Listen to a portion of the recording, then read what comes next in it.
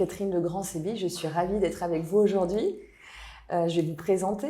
Vous êtes socio-anthropologue, spécialiste des questions de la vieillesse et de la fin de vie. Vous êtes aussi conférencière et vous formez les équipes hospitalières au sujet de la mort. Vous allez pouvoir nous en parler. On a eu le plaisir de se voir ces derniers temps justement pour intervenir sur ce déni de la mort dans notre société.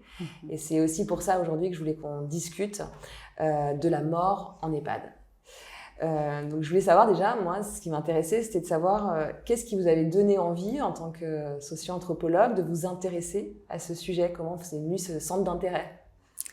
Merci beaucoup Sarah pour cette invitation. Je suis moi aussi très heureuse de vous retrouver pour cet échange.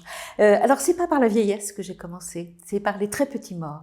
Les morts périnatales, j'ai fait mon terrain de thèse dans un établissement avec une maison départementale, maternité où naissaient des enfants sous X, sous le secret.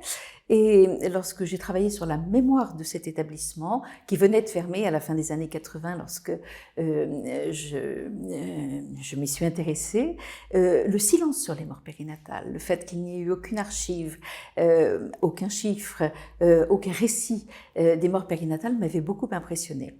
Et alors que ça n'était pas mon sujet de départ, c'est en fait ce silence sur la mort des très petits qui m'a amenée à m'intéresser à ces zones d'ombre. Bien évidemment, il n'y avait pas que les morts périnatales qui, à la fin des années 80, étaient plongées dans ce silence et sous ce voile de déni.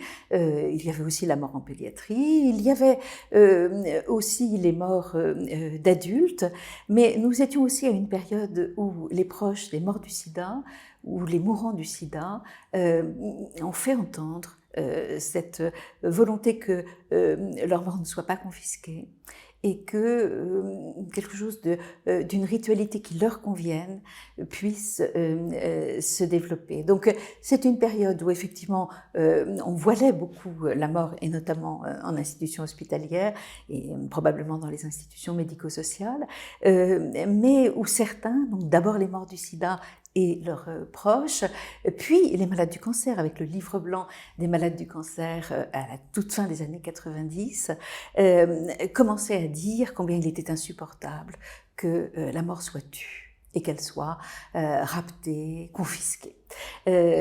Donc j'ai commencé par les morts périnatales et je continue d'une certaine manière à travailler toujours sur cette question des morts périnatales qui ont incroyablement acquis une visibilité dans nos institutions, mais aussi nos associations, notre vie sociale. Et donc j'ai été témoin de ce qui s'est passé autour de ces morts-là, ces morts très précoces, et qui ne sont évidemment pas des petits deuils. C'est la conjonction de l'attente des familles et de l'attente de certains professionnels. Et c'est d'une certaine manière parce qu'on était à ce moment historique où se rencontrait cette envie de faire autrement et de reconnaître cet événement et de lui donner toute sa place et d'accompagner le mieux possible ceux qui avaient besoin de l'être. C'est parce qu'il y a eu là ce moment que j'ai pu tout à fait observer longuement que je me suis intéressée par la suite à ce qu'il en était lorsque autour de la maladie grave ou de la mort se rencontraient les familles, la culture familiale, les cultures familiales et les cultures institutionnelles. Et par ailleurs, je vais beaucoup travailler sur la question des violences institutionnelles, et la mort, évidemment, peut faire partie de ce qui s'entoure de violence, et notamment de la violence du silence et de la confiscation. Mais ce qui m'importait, c'était de comprendre comment des institutions censées accueillir, censées prendre soin, pouvaient se montrer parfois si indifférentes à ce qu'elles ajoutaient comme violence ou comme souffrance à ceux qui en étaient les usagers et aux proches de ces usagers.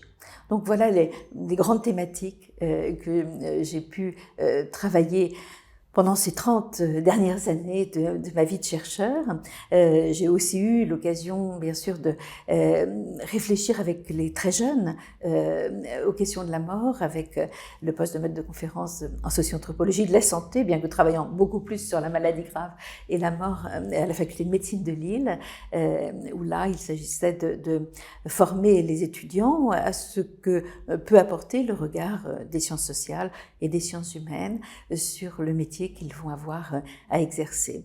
Et donc la vieillesse est apparue plus tard parce qu'après le travail dans les maternités, j'ai travaillé en pédiatrie, j'ai travaillé sur la mort des 15-25 ans qui était très souvent parlée par les soignants, les médecins notamment, les équipes SAMU, mais aussi les professionnels du funéraire, comme des morts extrêmement difficiles. Et donc, je me suis intéressée à ce qui était difficile dans les morts à cette entrée dans l'âge adulte. Et puis, il y a eu la canicule de 2003. Et c'est la canicule de 2003 qui m'a fait entrer dans le champ du vieillard et de sa mort, et puis de la question de ces morts nombreuses, brutales, qui n'étaient pas épidémiques à l'époque, mais qui d'une certaine manière s'étaient répandues comme une épidémie et qui étaient évidemment provoquées par ces extrêmes chaleurs. Et je continuais à faire comme j'avais toujours fait, c'est-à-dire écouter des familles, écouter des soignants, écouter des professionnels du funéraire, pour qu'ils fassent le récit de ce qui leur était arrivé et de ce qu'ils pouvaient avoir trouvé comme ressources avec les autres et en eux pour surmonter de telles épreuves, mais aussi quels étaient leurs regrets, quelles étaient leurs interrogations éthiques par rapport à ce qui s'était passé et qui ne manquait pas effectivement de les avoir bouleversés. Et puis, j'ai été amenée à travailler ensuite sur des sujets tels que le fait de pouvoir boire et manger jusqu'à la fin de sa vie, et la question du repas des funérailles, et aussi à ce qu'il en était de se vêtir jusqu'à la fin de sa vie, et des vêtements mortuaires, donc des derniers vêtements, qui m'a amené à fréquenter beaucoup et les EHPAD et les unités de soins palliatifs et les maisons de soins palliatifs. Donc voilà un itinéraire de chercheuse, effectivement très marqué par la mort, mais aussi toutes les avancées sociétales et parfois les points d'achoppement. Et je crois que nous aurons l'occasion de revenir sur cette épidémie liée au coronavirus qui me semble avoir été effectivement un point considérable de freinage et même de régression dans ce que nous avions pu réfléchir et faire ensemble. Alors justement, où on en est aujourd'hui de l'accompagnement de la mort en EHPAD, qui, on le sait, quand les gens rentrent en EHPAD, globalement, ça va être leur dernière demeure. Et pourtant, moi, c'est vrai que ça m'a frappée, en fait, au cours de mes recherches, de mes études sur le sujet de la mort, de me rendre compte que même en EHPAD, en fait, il est difficile de parler de la mort. Alors, pas dans tous les EHPAD. Heureusement. Heureusement. Car il ne s'agit pas avec la mort, et ça les anthropologues ne cessent de le dire depuis qu'ils travaillent sur ces questions, il ne s'agit pas seulement de parler, il s'agit de faire. Et qu'est-ce qu'on fait autour de la mort? Comment fait-on dans les établissements pour considérer que cet événement a eu lieu et qu'il mérite que le collectif que représente la totalité des résidents, des professionnels et des familles puisse reconnaître cet événement, le marquer de célébration, d'hommage, de manière à ne pas faire de ces morts des disparus. Toutes les équipes ne le font pas et j'ai vraiment le sentiment que les collectifs qui sont tellement pris par le manque de personnel, l'intensification du travail, le fait de se montrer dans une efficacité qui les amène à courir en permanence, est probablement très antinomique avec le temps qu'il faut prendre, la manière dont il faut se montrer disponible et s'arrêter un peu, déjà pour avoir pensé à comment le collectif en EHPAD fait pour accompagner au mieux et ceux qui vont mourir et les défunts le temps qu'ils sont encore dans l'établissement et les familles, mais aussi les professionnels. Donc il faut avoir pris ce temps-là et je sais que certains l'ont fait et le font, mais effectivement pas tous. Et il faut une disponibilité d'esprit. Et il faut considérer que ce moment est tout à fait important et pas anecdotique et pas périphérique au métier qu'on exerce. C'est donc beaucoup une décision d'équipe qui peut, et pas seulement de la direction, qui peut amener à porter attention, à porter du temps, à porter de l'attention et à pouvoir agir. Je crois qu'on peut difficilement agir le mieux possible et sans regret si on n'a pas pris le temps de la réflexion avant, mais on peut donc tout à fait considérer, et certains y arrivent fort bien, que lorsque tout ceci est en place, pas de manière figée, de manière dynamique, qu'on soit capable de revoir ce qui n'a pas fonctionné, ce qui nourrit un certain nombre de regrets, ce qui a été fait trop vite, ou ce qui, d'une certaine manière, dans la symbolisation qu'on a proposée, ne semble pas répondre aux attentes des autres. Donc, se montrer critique et réactif aussi par rapport à ce qu'on a mis en place. Justement, concrètement, oui. On le sait, les soignants même le réclament, c'est-à-dire ils ont besoin de ritualiser la mort des résidents. Ils n'ont pas forcément, ils réfléchissent à la façon de le faire, parfois ils n'ont pas les ressources, ils se questionnent là-dessus. Qu'est-ce que vous avez pu observer qui avait été mis en place dans des EHPAD pour justement marquer par des rites le départ d'un résident? Oui. Est-ce que vous avez justement des idées que vous avez observées et dont vous trouvez que c'est... Alors, je peux relater ce qui s'est passé en 2016-2017 à Fontenay-le-Comte avec les 7 EHPAD qui sont regroupés dans le centre hospitalier de Fontenay-le-Comte, où ce sont les équipes qui m'ont sollicité pour faire une autre place à la mort. Ces équipes se rendaient bien compte que passer par la petite porte du côté des cuisines ou des poubelles n'était plus possible, en tout cas ça pour emmener le corps du défunt. Voilà, pour faire sortir le corps du défunt. Ça leur semblait en totale contradiction avec l'attention qu'ils portaient à leurs résidents vivants. Ils avaient honte, d'une certaine manière, de ce qui se faisait. Et le fait de fermer toutes les portes à clé lorsque les personnes des pompes funèbres venaient chercher un corps leur semblait aussi quelque chose de violent. Donc, ils m'ont demandé de mettre en place avec eux une réflexion longue, puisque cela nous a pris plusieurs mois, et le désir était très fort d'amener un certain nombre de changements. Alors moi, ce que j'ai proposé d'emblée, c'est que nous écoutions les familles sur ce qu'elles avaient à dire sur comment on mourait dans cet établissement. Il a fallu inviter à ne pas porter de jugement sur ce que les familles pouvaient dire, même si le constat pouvait être parfois sévère ou amer, et de considérer que nous devions associer les familles à ce que nous allions faire. Il fallait aussi en parler aux résidents, proposer aux résidents qu'ils souhaitaient de venir à nos réunions de travail, de formation. Et puis, très vite, moi j'ai suggéré que nous invitions les professionnels du funéraire à venir réfléchir avec nous. Et c'est ce que nous avons fait. Et je dois dire que l'institution portait remarquablement ce projet, puisque l'institution avait compris qu'il ne fallait pas, d'une certaine manière, que le groupe que nous formions à réfléchir pour agir se coupe du reste des professionnels. Et donc... Parce que c'était un groupe, en fait, choisi. C'était un groupe qui... tous les professionnels ne venaient ça pas. n'était pas possible, ouais. C'était plusieurs centaines. C'est un groupe forcément, où chaque équipe avait délégué un certain nombre de professionnels qui occupaient des métiers très différents. Il y avait aussi des métiers plus techniques ou plus administratifs qui étaient représentés.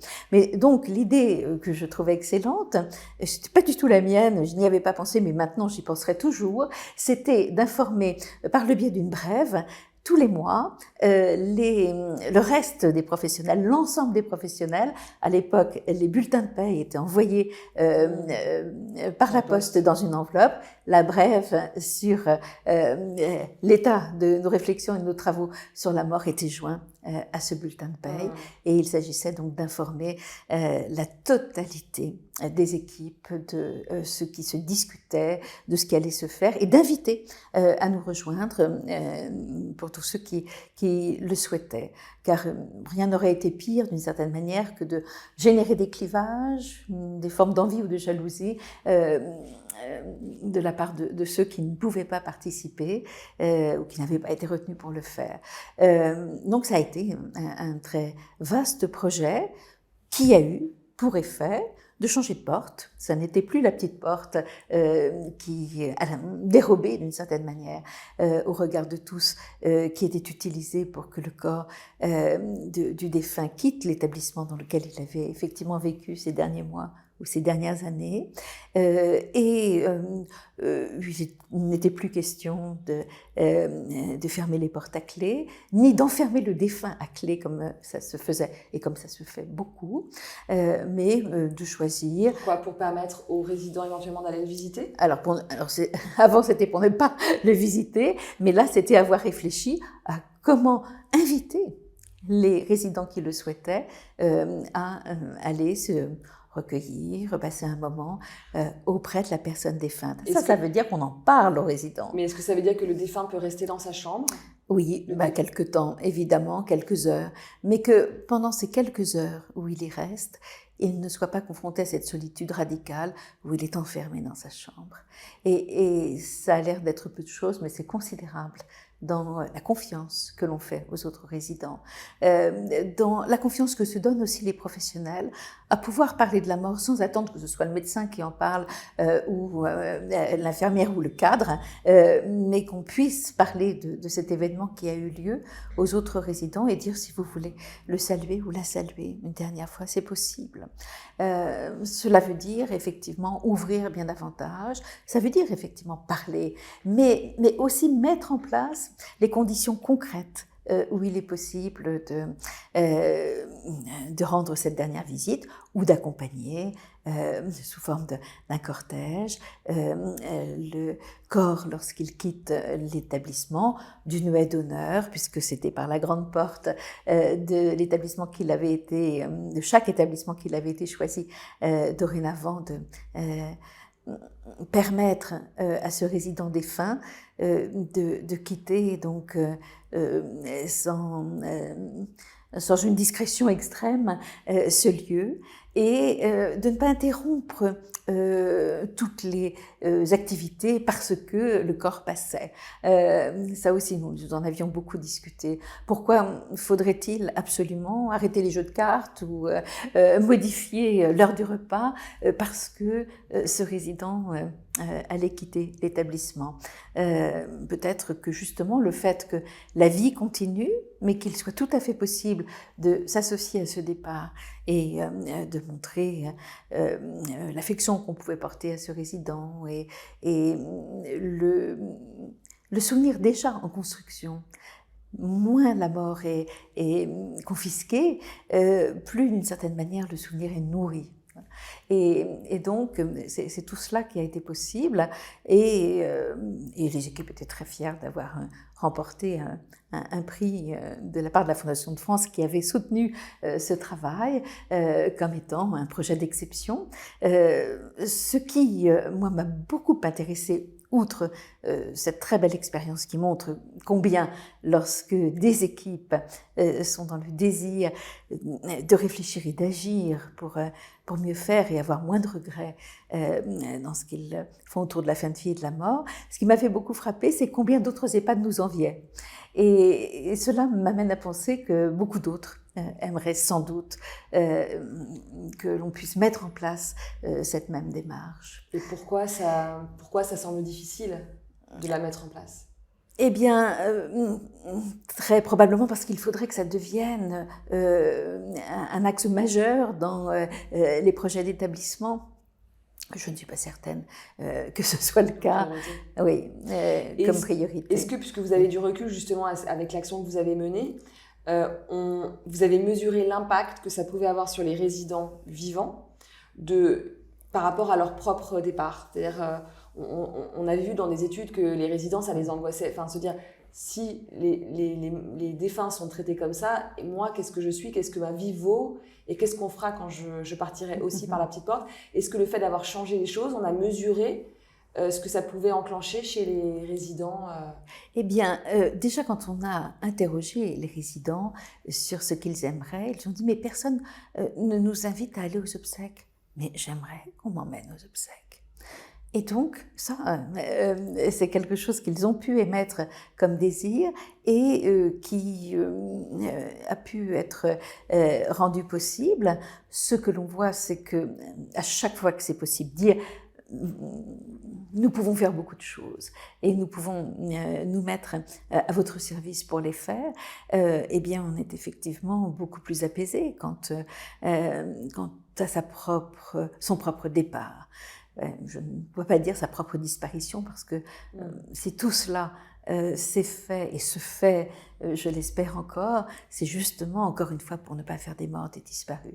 Et donc, on n'a pas mesuré, mais on a vu combien il a été du coup tout à fait possible de faire apparaître dans le hall d'accueil de chaque EHPAD un véritable hôtel, appelons-le comme cela, avec la photo, avec une bougie ou une lampe, parce que la bougie, ça pose quelques problèmes, et un livre d'or où il était possible d'écrire ou de demander à des gens qui ne pouvaient plus vraiment écrire s'ils voulaient dicter quelque chose pour qu'on puisse l'écrire pour eux, et de constater que ça n'est pas triste, que tout cela, au contraire, apportait une joie supplémentaire dans ce qui se faisait, se préparait avec respect, mais d'une certaine manière sans nier que cet événement avait eu lieu et sans que ceux qui allaient y être confrontés aient à craindre de voir l'établissement les oublier si vite. Mais je dois dire que c'était les plus jeunes qui m'avaient alerté sur cette impression très étrange à l'hôpital, qu'en ne leur annonçant pas la mort des autres, enfants, ou des adolescents ou des jeunes adultes, pour les protéger. Ils avaient dans plusieurs régions de France et dans plusieurs centres de lutte contre le cancer, ces jeunes m'avaient dit « mais comment se fait-il qu'on ne nous en informe pas? Est-ce que c'est un événement sans importance ? On croit nous protéger, mais nous avons tout entendu. » Et voyez-vous, ceux qui donc savaient prendre la parole disaient d'ailleurs combien, si un soignant devait décéder, bien évidemment, la communauté soignante se serait mobilisée, l'aurait fait savoir et aurait fait de cet événement, d'une certaine manière, une occasion de célébration. Et donc notre discrétion quant à la mort des patients, dans le seul but de protéger les autres, est en fait très délétère. Je crois qu'aujourd'hui, nous ne pouvons plus l'ignorer. Est-ce que les personnes âgées ont finalement envie d'évoquer leur propre disparition ? Alors, c'est une vraie question et certaines études ont déjà tenté d'y répondre. Je me souviens de Véronique Fournier qui avait mené une étude que je trouvais fine et pertinente, disant qu'effectivement, de manière abrupte, les personnes âgées avaient très peu envie qu'on les interroge sur leur mort prochaine et avaient parfois très peu envie de mourir. Plus qu'on ne le pensait, alors que plus jeunes, ils avaient peut-être souhaité ne pas vivre cette grande vieillesse marquée par un certain nombre de limitations et de diminutions. Mais ce que ma petite expérience me montre, c'est que lorsqu'on les associe à ce qui se réalise dans l'établissement pour la mort des autres, ils sont déjà beaucoup plus à même de dire ce qu'ils voudraient pour eux. Et lorsque j'ai mené cette étude sur boire et manger jusqu'à la mort et ce qu'il en était du repas des funérailles, certains EHPAD, certains services de soins palliatifs me disaient « Voulez-vous en parler aux résidents ou aux patients ?» je remerciais beaucoup qu'on m'offre cette possibilité. Et quand j'allais vers les patients et les résidents, aucun d'entre eux ne refusait de répondre à ces questions et savait dire combien effectivement c'est important de se réunir pour partager quelque chose ensemble qui nous revigore d'une certaine manière et permet un temps autrement plus relâché que la cérémonie des obsèques par elle-même, et qui va permettre de se quitter mieux parce que on a eu ce temps de partage ensemble. Nous le savons bien, c'est l'occasion à la fois de pleurer et de rire, de chanter parfois et de se remémorer cette vie qui vient de s'arrêter et pour ce défunt, tous les liens qui le reliaient et l'unissaient aux autres. Donc, très volontiers, les résidents ou les patients parlaient de ce repas des funérailles, de ce qu'ils souhaiteraient, se demandant si c'était possible. Ce que je vois aussi, c'est que tous les lieux, toutes les institutions où il était possible de faire ce repas de funérailles, dans les lieux mêmes de l'établissement, parce qu'une salle était disponible et que la famille n'avait pas forcément l'intention de passer par les salles qu'un centre funéraire pouvait mettre à disposition. Je ne savais pas que c'était... Ça se faisait. Je ne savais pas qu'on pouvait organiser des... Absolument, on peut le faire. Alors, bien sûr que la période actuelle ne s'y prête pas vraiment, mais ça s'est fait et ça s'est insuffisamment su, car je trouve que... Alors, surtout financièrement, ça peut être... Financièrement, c'est une aide importante. Et puis, si nous prenons au sérieux le fait que ce soit le dernier domicile, la dernière demeure, eh bien que ce repas, voilà, ait lieu dans cet établissement et dans une salle qu'en général le défunt connaissait bien et que sa famille, ses amis connaissaient. Du coup, les autres résidents peuvent venir, peuvent partager un verre, peuvent participer à un goûter, un café brioche, comme j'entends souvent, notamment dans le nord de la France. Donc, on est là devant, encore une fois, la possibilité de faire ensemble. Ça n'est pas angoissant, bien au contraire. C'est profondément apaisant. Et quand j'ai travaillé sur le dernier vêtement, les vêtements funéraires, forte du fait qu'on pouvait demander aux patients, aux résidents s'ils voulaient participer à cette étude. Au départ, certains chefs de service ou directeurs d'établissement me disaient oh, « Vous croyez ?» Je dis « Oui, je sais que ça peut être tout à fait important de leur demander leur point de vue. » Eh bien, d'innombrables armoires se sont ouvertes. On m'a montré les derniers vêtements que l'on souhaitait mettre, que l'on avait préparés, ce qu'il faut peut-être revoir en fonction de la saison, en fonction aussi du convenable et de l'inconvenant, comme des bras nus alors qu'on est âgé et qu'éventuellement il ferait froid. Donc la nécessité, oui, la nécessité d'être convenable, de pouvoir préparer cet événement sous cette forme très concrète.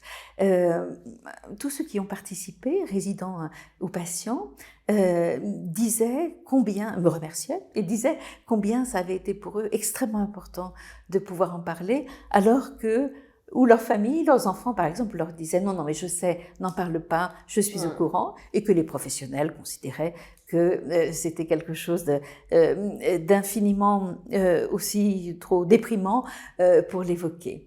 Et donc pouvoir en parler, pouvoir parler de ce choix, pouvoir parler des normes sociales aussi autour de ce qui est convenable ou ce qui ne l'est pas, a été l'occasion d'échanges incroyablement riches et heureux. En fait. Et alors du côté des professionnels, un certain nombre, et cela partout, parce que j'ai enquêté dans les Antilles françaises et sur le continent, et partout je voyais les professionnels dire je m'étais jamais posé la question, me sentant beaucoup plus jeune que les gens dont nous nous occupons, mais dès ce soir je vais réfléchir à ce que je souhaiterais mettre. Et je me souviens d'une infirmière me raccompagner m'accompagnant en voiture, me disant quand je vous quitte, je vais aller acheter du tissu et me faire une robe très colorée. Et dans un tissu qui soit putrescible et qui ne participe pas d'une pollution. Donc voilà, quand on part de choses concrètes, manger, boire ensemble, se vêtir, et qu'on y introduit la possibilité de parler de la mort et de penser à la mort pour soi, parce qu'on est aussi impliqué dans la mort des autres, eh bien, cette parole est possible et cette possibilité d'agir est maintenue. Alors, est-ce qu'aujourd'hui, les personnes, les soignants qui travaillent en EHPAD sont formés au sujet de la mort, sont formés au rite, à l'accompagnement, à l'écoute active d'une parole éventuelle justement d'une personne en fin de vie qui aurait envie d'évoquer sa propre mort, ses angoisses? Est-ce qu'ils sont formés à ça? Est-ce qu'on leur propose dans leur cycle de formation une formation sur ce sujet-là spécifiquement? Alors il y a une formation dans les études d'aide-soignants ou les études d'infirmiers, très peu dans les études de médecine, mais il y a une formation sur la fin de vie, il y a aussi quelques cours en éthique, mais on est dans des établissements qui morcellent beaucoup, et les responsabilités et les possibilités d'aborder de telles questions. Très souvent dans un EHPAD, c'est le ou la psychologue qui va se trouver légitimement en situation de pouvoir, quasiment sur rendez-vous, de pouvoir parler de la mort et des angoisses liées à la mort avec un résident. Mais ça n'est pas toujours le moment qui convient. Et ça peut être à l'occasion d'une toilette, ça peut être à l'occasion d'une chute, que quelqu'un a envie de dire quelque chose de la fragilité qui conduit à la mort et qui lui donne à ce moment-là le désir d'en parler. Ça, je crois que les professionnels sont très peu formés à ne pas s'effrayer de l'évocation de la mort et sont très peu formés à se donner la possibilité d'accueillir cette parole et d'y répondre. Je veux dire, l'accueillir, ils le font peut-être, mais d'y répondre, j'entends encore beaucoup trop souvent, ça n'est pas à moi de le faire. Et cela, c'est vrai que moins on est formé, moins on est dans la possibilité de pouvoir apporter des réponses qui n'ont d'ailleurs pas à être très complexes ou très complètes. Il y a effectivement savoir accueillir, savoir permettre à l'autre de poursuivre plutôt que de le faire taire. Ce que j'ai pu lire, voir, c'est par exemple, c'est ce qu'exprimait Sylvie Talent dans une chronique notamment là, c'est que en fait, c'est quand on nous a jamais expliqué ce que c'était qu'une toilette, rituel, le rapport au corps mort, etc. Ça peut être compliqué aussi quand même. Voilà, ou les rites en fonction des religions. Enfin, je trouve que moi, j'ai eu le sentiment, en lisant tout ça, que ça pouvait être important de leur donner au moins cet éclairage, qu'ils ne se sentent pas complètement perdus, voire stressés à ce moment-là.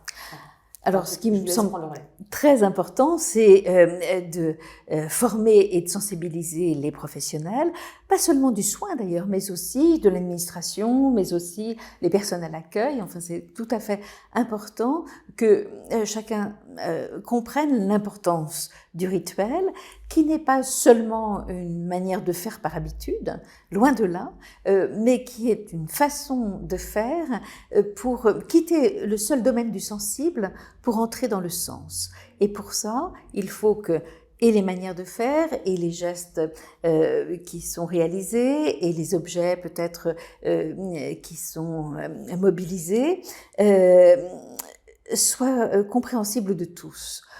En fait, des rituels qui nous seraient strictement individuels, ce sont les TOC, les troubles obsessionnels compulsifs, et justement les autres n'ont pas les clés pour comprendre pourquoi on agit ainsi. Donc c'est tout à fait l'inverse, par exemple du rite funéraire, où il s'agit avec à la fois des gestes très concrets, mais aussi avec une qualité d'écoute, de silence, d'invitation à rendre hommage. Il s'agit de faire sens autour de cet événement qui n'est jamais anodin, qui n'est jamais ordinaire. C'est toujours là un humain qui nous quitte.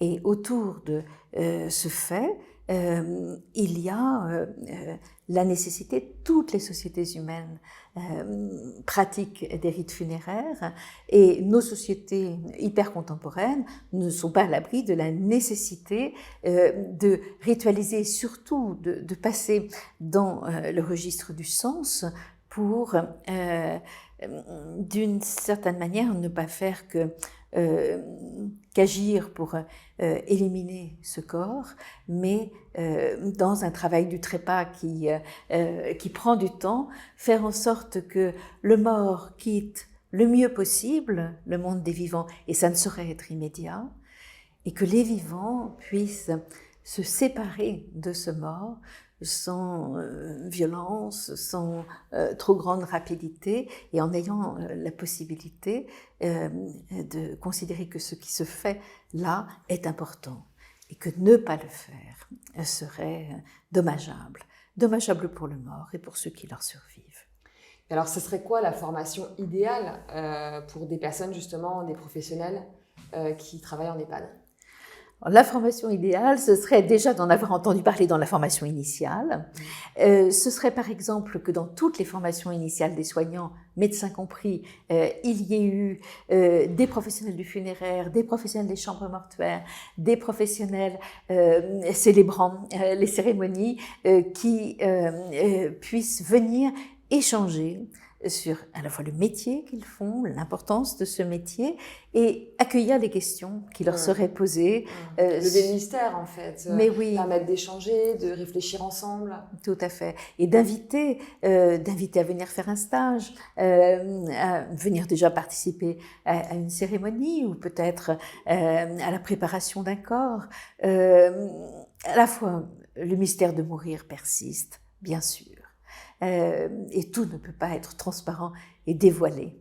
Mais si nous faisons de ces questions matière à échanger, à savoir, ça je crois que c'est extrêmement important, parce que du coup c'est restauré dans un cursus d'études et bien la considération que l'on porte sur cet événement, sur les défunts et sur la manière dont ça affecte les vivants, soignants compris. Et puis ce serait aussi sans doute pendant les temps d'apprentissage dans les services, et là donc c'est plutôt les stagiaires, l'occasion non seulement de leur dire comment nous faisons quand on est déjà en poste senior, mais aussi quelles sont les questions qu'ils se posent et que pensent-ils de la façon dont nous faisons, de manière à ce que la mort soit bien plus l'occasion d'échanges intergénérationnels, et ça ne l'est pas suffisamment. Et donc je crois qu'il y aurait aussi, pourquoi pas, de plus en plus d'EHPAD s'ouvrent aux crèches et aux jardins d'enfants.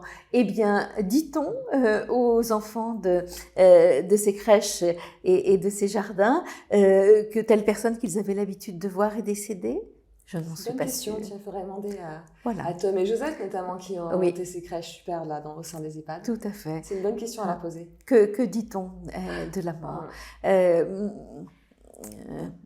Rendre la mort vivante et présente, c'est s'enlever complètement son mystère, c'est très très probablement avoir une parole plus libre, ce qui ne veut pas dire de ne pas porter attention à la parole que l'on porte et à qui on l'adresse.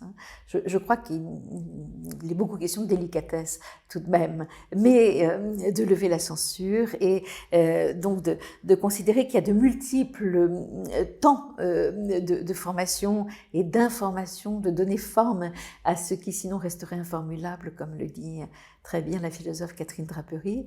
Donner forme à ce qui resterait sinon informulable, c'est effectivement multiplier les occasions de pouvoir et réfléchir ensemble et faire ensemble. Ce compagnonnage autour du soin apporté au corps. Expérimenter aussi. Bien sûr. Il faut le vivre pour évaluer et mesurer les effets. Oui, oui. Je me souviens de ce que nous avions réfléchi à Fontenay-le-Comte, où il se posait la question dans les unités protégées, avec des personnes qui avaient des troubles cognitifs majeurs, de comment les informer du fait que l'un des leurs était décédé.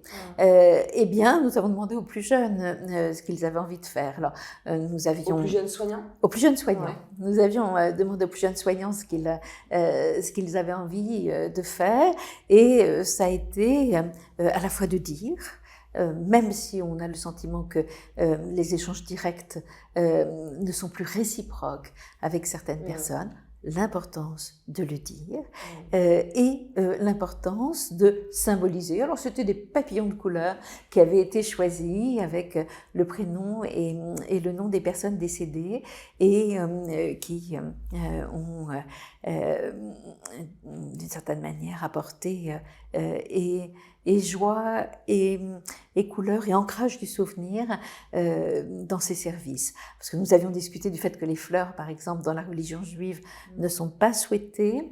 Et donc, on avait collectivement accepté de se séparer des fleurs stylisées pour les papillons. Et donc, les résidents, justement, souffrant de troubles cognitifs, étaient amenés à concevoir les papillons, à participer c'est avec eux que ces papillons étaient réalisés, que les noms étaient inscrits et qu'il était dit et rappelé que ce sont en fait les papillons des morts qui sont encore avec nous. D'accord. Alors, on est en pleine crise sanitaire encore aujourd'hui, et vous avez été une des premières à alerter sur ce qui se passait dans les EHPAD, sur l'impossibilité pour les familles de venir voir les personnes en fin de vie, leurs proches en fin de vie, mais aussi parfois de leur dire au revoir. Vous avez alerté le gouvernement là-dessus, et vous avez mené une étude sur la confiscation des morts. Quels ont été les résultats de cette étude? Qu'est-ce qu'on en attend, et surtout, quels effets vous espérez produire pour que ça ne se reproduise pas, j'imagine?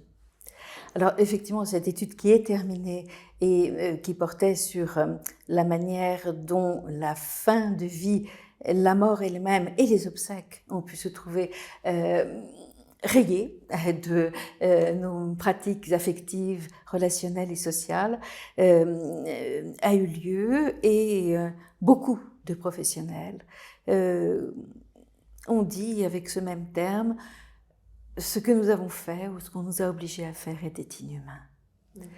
Et les familles, bien sûr, qui ont participé à cette étude et que je retrouve dans le cadre de l'Observatoire éthique et société Covid-19 de l'espace éthique Île-de-France, ces collectifs de familles ont aussi beaucoup dit combien avoir privé cette personne défunte d'un dernier contact avec ceux et celles qui avaient partagé leur vie est tragique. Il s'agit vraiment effectivement d'une tragédie, et donc les professionnels très marqués, très affectés, je pense dans une véritable souffrance éthique, au sens où ils pensent avoir dû faire des choses contraires aux belles missions du soin qui sont les leurs. Et les autres résidents ou les autres patients qui n'ont pas participé à cette première étude sur la confiscation, tout ceci dans ce que cela reflétait de ce qui a manqué et de la nécessité absolue d'y revenir, nous a amené à questionner autrement le soin, qui est le groupement de chercheurs et de cliniciens dont je suis membre, à proposer une nouvelle étude que nous voudrions lancer maintenant, et pour laquelle d'ailleurs je crois que nous allons lancer une cagnotte de financement participatif, et qui s'intitule « La mort en EHPAD au temps du Covid ».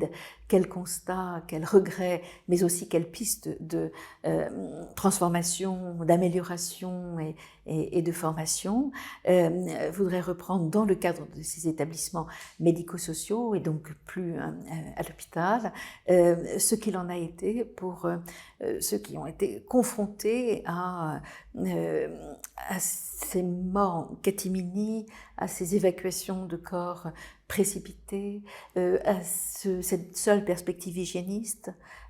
Et l'hygiénisme seul, eh bien, ça n'est absolument pas humain. Toutes les dimensions symboliques se trouvaient, et relationnelles se trouvaient éliminées. Et c'est surtout la rapidité, sans doute, qui est tout à fait... De l'évacuation du oui, défunt. oui, oui.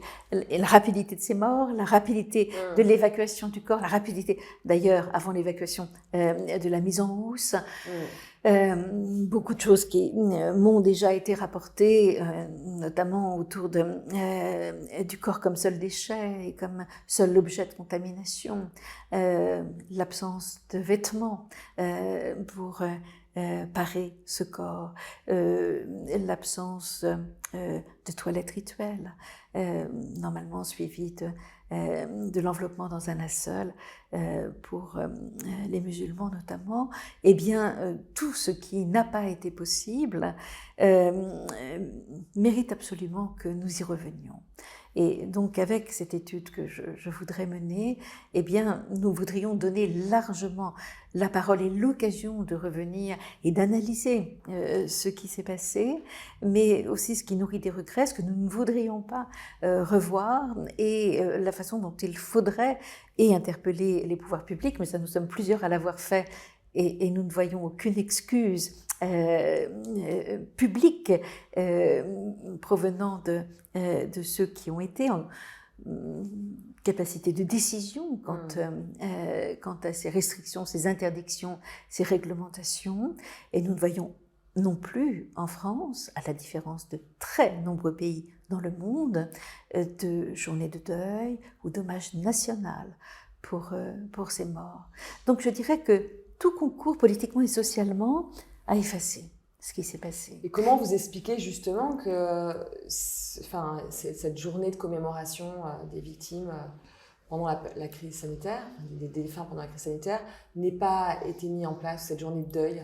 Eh bien, il me semble que très certainement, l'approche très technocratique des schémas, du chiffrage des morts, évacuait la question et du chagrin et de la souffrance éthique des professionnels confrontés à ces décès. Chiffrage, voilà. Alors Eh bien, c'est comme si nous restions dans le chiffrage. Donc, nous avons des chiffres qui sont régulièrement réactualisés.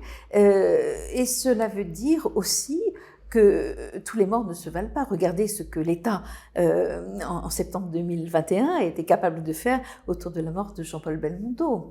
Il y a là une mort médiatique avec une mobilisation nationale qui a été possible.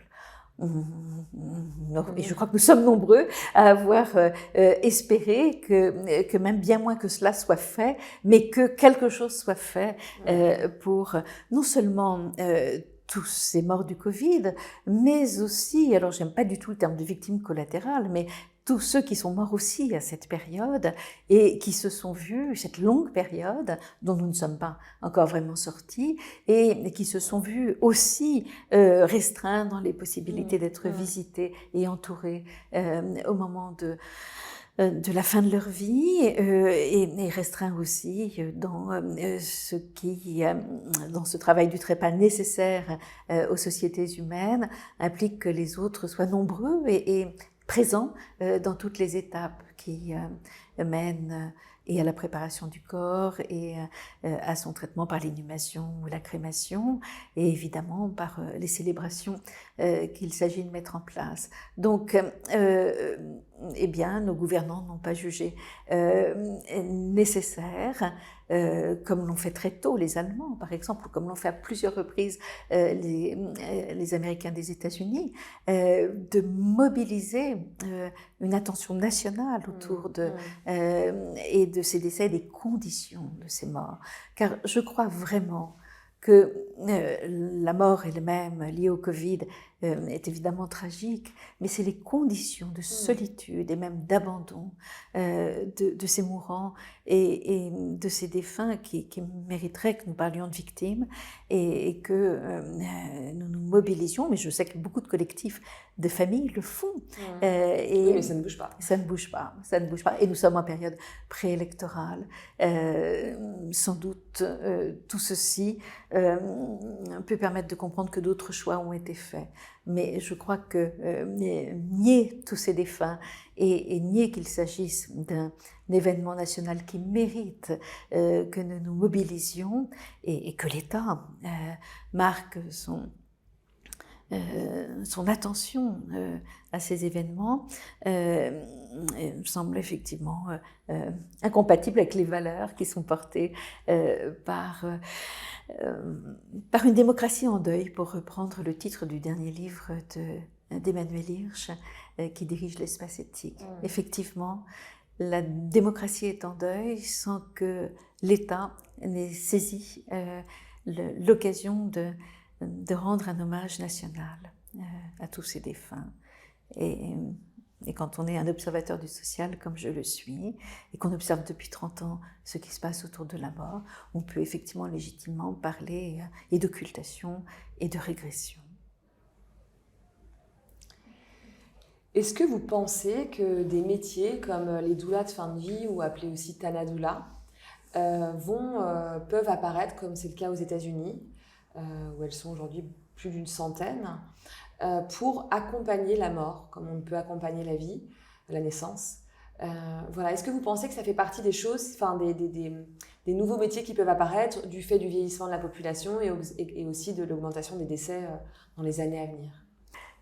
Ce qui me semble en fait tout à fait important, justement dans cette période qui succède à ces 2 ans très troublés et très troublants, c'est que nous nous emparions de façon beaucoup plus large de ces questions de comment mourir et de comment meurt-on, que les professionnels dans les établissements de santé s'en soucient bien davantage et pensent, plus qu'ils ne le font sans doute, à la nécessité d'être formés et à avoir dans chaque service des projets collectifs pour qu'on puisse avoir moins de regrets sur comment on fait avec les morts et la mort. Ça me semble très important, mais je crois qu'il faut que la société civile, beaucoup plus largement, se saisisse de ces questions. Et bien évidemment, ce que vous faites, Sarah, en participe. Et ça me paraît en fait absolument pas délétère, au sens où ça serait une perspective morbide. Loin de là, au contraire, c'est la possibilité de faire de ces questions du mourir, des obsèques et du temps d'après, de belles questions vivantes pour nous qui aurons non seulement à survivre à nos proches décédés, mais aurons aussi et avons déjà à penser notre propre décès. Merci beaucoup.